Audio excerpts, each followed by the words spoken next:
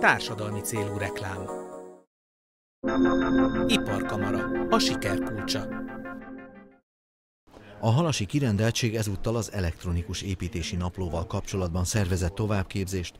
Akkora volt az érdeklődés, hogy meg kellett duplázni a tanfolyamot. A mai elektronikus építési napló gyakorlati oktatásnak, mint ahogy a neve is sugallja, főleg a gyakorlati része, ami kihangsúlyozva lesz a mai napon. Ugyanis volt már az Iparkamarának egy e-naplós oktatása, ami inkább statikus és kivetített formában működött. A visszajelzések alapján nem adta meg azt a elősegítséget, ami ahhoz szükséges, hogy a bírságokat elkerüljük, illetve az e-napló napi használatát megkönnyítsük. Úgyhogy épp a napokban lett kiértékelve néhány olyan szakhatósági vizsgálat, ahol a kamarának is részt kellett vennie. Ott hasonló tapasztalataink voltak, úgyhogy ezért lett egy elektronikus gyakorlati oktatás megszervezve. A visszajelzések alapján nagyon nagy szükség van rá, és valószínűleg nem is az utolsó ilyen rendezvényünk e témakörben. Nyerges Tibor úgy véli, sokan még nem tudják, mi is tulajdonképpen az e-napló. Nagyon sokan nem tudják, hogy mi is a kötelezettségük, az építtetők sem, de sajnos még a kivitelezők között is van olyan, aki nem. Tavaly október óta kötelező ez a dolog. Van, aki még eddig nem került bele olyan projektbe, ahol építési engedély miatt vagy egyéb miatt e-naplót kellett vezetnie, és most barátkoznak még mindig a kivitelezők azzal a gondolattal, hogy ezt egyrészt csinálniuk kell, másrészt azért ez egy szoftver, egy online szoftver, aminek a használata mondjuk úgy, hogy nem olyan, hogy leülök elé és azonnal tudom, hogy mit kell tenni. Tehát ehhez bizonyos információkat el kell sajátítanom, meg kell szereznem. Ezek a gyakorlati oktatások ezt a célt szolgálják. Itt leülnek a számítógépre, és ilyen virtuális felhasználókkal eljátszuk azt, hogy építtetők vagyunk, készenlétbe helyezünk egy naplót, kivitelezők vagyunk, elfogadjuk a szerepkörfelkérést, átadjuk a munkaterületet egymásnak, és ezeket a dolgokat eljátszuk, mint egy homokozóban, de az éles felületen utána már talán kevesebb hibával. Nagyon sok rendezetlen és problémás dolog történt az elmúlt évtizedekben a kivitelezés területén. Mindenki hallott olyanról, hogy nem megfelelő minőségben készült el épület, ne adj Isten, baleset történt a nem megfelelő állékonyságából az épületnek, de az viszont napi probléma volt, hogy nem volt tiszta az, hogy ki hibázott, illetve nem volt egyértelmű, hogy ki mit csinált, és miből származott a baj. Nem is beszélve a fizetési problémákról, a kivitelezésén nagyon gyakori gond, hogy az utolsó alvállalkozóknak már nem maradt meg a pénz. Tehát ezek a problémák, illetve ezek a zavarok voltak azok, amik szerintem a kormányzat arra ösztönözték, hogy ezt a dolgot sokkal átláthatóbbá, sokkal pontosabban dokumentáltá tegye, rákényszerítse a kivitelezőket, és egyben az építtetőt is, hogy ezt a dolgot sokkal pontosabban, sokkal egyértelműbben dokumentálja.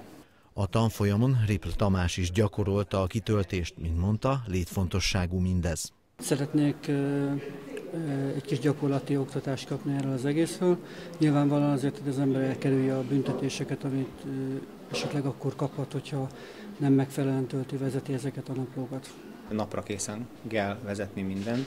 Eddig is a jogszabály előírta azt, hogy a papíralapú naplót naponta aktuálisan napra készen vezetni kell, de ezt az eddigi tapasztalatok szerint nagyon gyakran előfordult az, hogy nem volt aznap dokumentált az a munkavégzés, amit elvégeztek.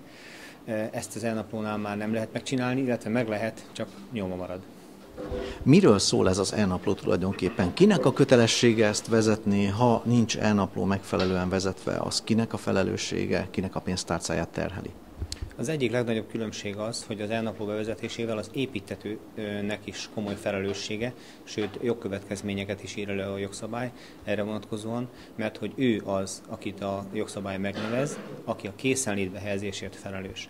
Tehát az építtető feladata az, ahogy mondjuk engedélyt kérni az építkezéshez, és az ő feladata, csak általában megbíz vele valakit is, a tervező vagy valaki eljár az ő nevében. Az építtetőre ruházza a jogszabály azt a kötelezettséget, hogy készenlétbe helyezzen a kivitelező vagy a kivitelezők számára, attól függ, hogy hánnyal szerződik, e-naplót, illetve az e-naplón belül ahány szerződése van, annyi főnaplót. Az Iparkamara újabb rendezvényének helyszíne a paksi atomerőmű lesz. Szeptember 18-án például egy paksi beszállítói járatot szerveztünk, amely arra irányul, hogy az atomerőmű bővítésével kapcsolatban hozható környékbeli vállalkozások minden olyan információt megszerezhessenek, amely ahhoz kell, hogy a bővítés során vagy a bővítést követően ők tevőlegesen hozzá tudjanak járulni a paksi működéshez vagy a beszállítói kör bővítéséhez. A kamarai hozzájárulások befizetése is közeleg. Véli Márk szerint ezzel kapcsolatban még sok a félreértés. Minden olyan vállalkozás vagy gazdasági társaság vagy forma, legyen az egyéni vállalkozó vagy cég, aki január 1-én él és nem szünetelteti a vállalkozását, azt a kamarai törvény módosítása után a NAV bizony joggal fogja megkeresni az 5000 forint befizetésével kapcsolatban. Ez alól nem lehet kibújni, tehát hiába szűnt meg vagy függesztették föl a működését néhány napon belül az év elején, ettől függetlenül az éves regisztrációs díj vagy kamarai hozzájárulás, ahogy ezt hivatalosan nevezzük, megfizetésre kötelezhető. Hát vannak félreértések természetesen, és én is mindig próbálom eloszlatni, hiszen a kötelező kamarai tagságnak titulált befizetés még nem tagságot jelent. A regisztráltaknak több ingyenes szolgáltatással próbál a kamara valamit nyújtani ezért az 5000 forintért, amit ugye törvény ír elő.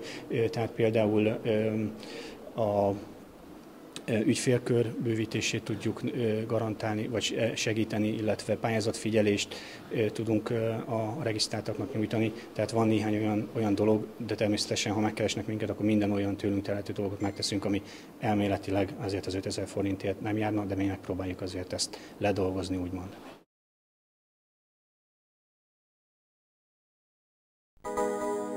Társadalmi célú reklám.